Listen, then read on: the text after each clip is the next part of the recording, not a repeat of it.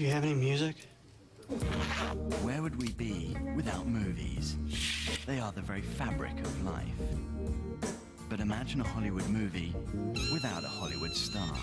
What did you say? Because it's the stars that bring the stories alive. And they are our modern-day heroes. Yeah, baby! We salute every single one of them. The biggest names in Hollywood are just a click away. Every Saturday night on ITV2. I was so sure Simon Kitson was Cass's killer. I want him to die so badly. I stood in his cell, I snapped a dinner knife, and I told him to do it. The Bill, Wednesday at 8. Now on Scottish TV before the passport quiz, we join Angus and Sarah. It's the all-new look, Scotland Today. Hi there, a Happy New Year to you and welcome to a new look Scotland Today at 2. We've all the best mix of the day's talking points, entertainment and live guests. And coming up on the programme, sadly, the beginning of 2003 has been marred by a number of violent crimes. And gun and knife culture is the big talking point of today. So is enough being done in your area? Well, we want you to take part. Yes, do find a pen. We've details coming for you shortly. Also, how are the New Year resolutions going? Dare I ask? But I promise help is at hand. Not very well. Anyway, our Monday man of the soaps will be here. Billy will be joining us shortly to fill us in on what the new year has in store. That's all coming up in the next half hour. But first, each day on the programme, we'll be giving you the chance to join the day's big talking point. There are lots of ways to take part, by phone, by email or by text, and here they are. Yes, you can call now free on the number on your screen, 08009 047 047. That's 08009 047 047. Or why not send us a text message starting with the word today, then a space, and then of course your message, and please don't forget your name. And then all you have to do is send it off to 83201, or why not email your views to scotlandtoday@smg.plc.uk. And today's hot issue, 2003, has begun with a number of disturbing violent incidents across Britain. You'll know no doubt about the terrible shootings of 4 young women celebrating New Year in Birmingham.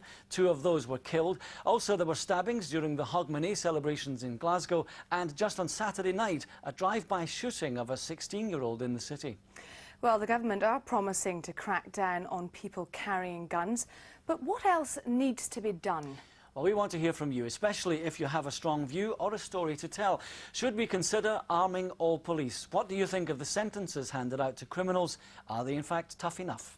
Well, it may be that crime is blighting the area where you live, and we all know who coined the phrase tough on the causes of crime. Maybe you think Mr Blair should stick to this promise. Well, we've 2 guests joining us today. Norrie Flowers, Chairman of the Scottish Police Federation, and Ian Turner, an Assistant Director of the charity Barnardo's in Scotland. And we're waiting for you to get in touch now. But before that, let's recap on today's main news stories across Scotland. The dangers posed by paedophiles who try to lure children through the internet are being highlighted as part of a new government campaign. The Scottish Executive is funding a series of adverts which will tell youngsters what to do if they feel under threat. It's feared that sex offenders could try to meet up with children after posing as young people themselves. The teenage victim of a drive-by shooting in Glasgow has fled the city in fear of his life.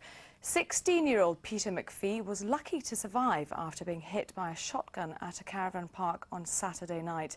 Well, the incident happened just hours before the Home Secretary David Blunkett announced a 5-year minimum sentence for people caught carrying guns in England and Wales. The Scottish Executive are expected to follow suit. Fullerton Computer Factory in Gourock is to close with a loss of 500 jobs. The company says it's unable to compete with factories in Eastern Europe. Meanwhile, workers at nearby IBM in Greenock are waiting to hear if their jobs will go as part of a worldwide review by the American giant. Unions believe that staff building the PCs could see jobs transferred to an outside contractor. They warn that if the work goes overseas, it would be a disaster for Silicon Glen. And those are today's main headlines at 2.